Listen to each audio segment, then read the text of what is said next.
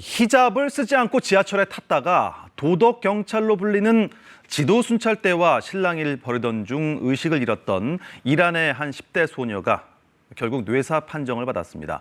히잡 시위에 다시 불이 붙을지 관심이 쏠리고 있습니다.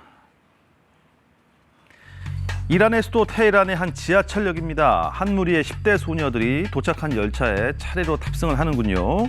그런데 잠시 후 이 소녀들 중 한 명이 바닥에 쓰러진 채로 사람들에 의해 다시 열차 밖으로 옮겨지는군요.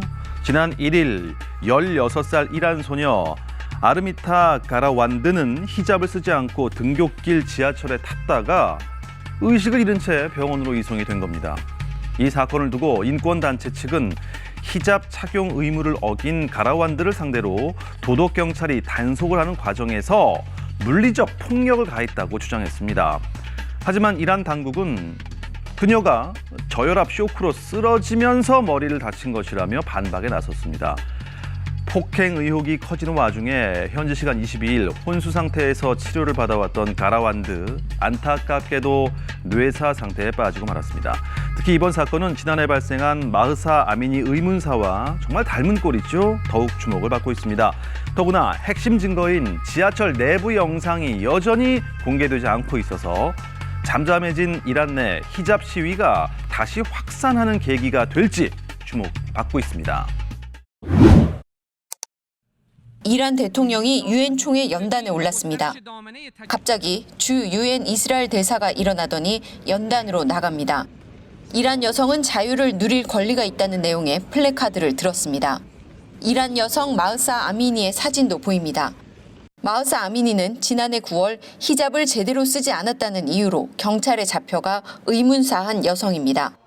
이후 이란에서는 여성의 권리를 보장하라는 이른바 히잡 시위가 들불처럼 번졌습니다. 마흐사 아미니 사망 1주기를 즈음해 전 세계 각국에서도 시위가 이어졌습니다. Absolut, ich glaube, das ist auch einfach dafür da, der Welt zu zeigen, egal was für schwachsinnig unterentwickelte Gesetzgebungen die islamische Regierung tagtäglich ja wirklich auf den Tisch legt. 하지만 이란의 여성 인권은 오히려 후퇴하고 있습니다. 1주기 나흘 만에 히잡을 쓰지 않으면 최대 징역 10년에 처하는 법률이 제정됐습니다. 또 적절한 복장을 하지 않은 여성 운전자와 탑승자를 태운 차량 소유주도 처벌받게 되는 등 여성의 자유는 더 억압받게 됐습니다. Ici, il y a beaucoup de raisons à pousser et aller contester contre ce régime, même si ça coûte de leur vie, d'être emprisonnés.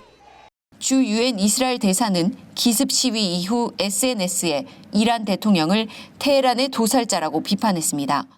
하지만 이란 대통령은 이 같은 비판이 가짜 뉴스 때문이라고 반박하면서 정확한 이란 채널을 통해 정보를 입수해야 한다고 주장했습니다. 두바이에서 KBS 뉴스 우수경입니다. 여성들이 검은 히잡을 하나 둘 불 속으로 던집니다.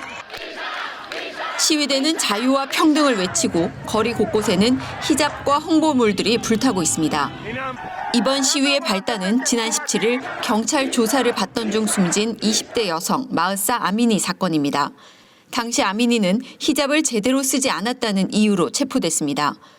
경찰은 아미니의 죽음이 심장마비에 의한 것으로 추정된다고 밝혔지만 유족들은 심장 질환을 앓은 적이 없고 멍자국 등이 있었다며 반박했습니다.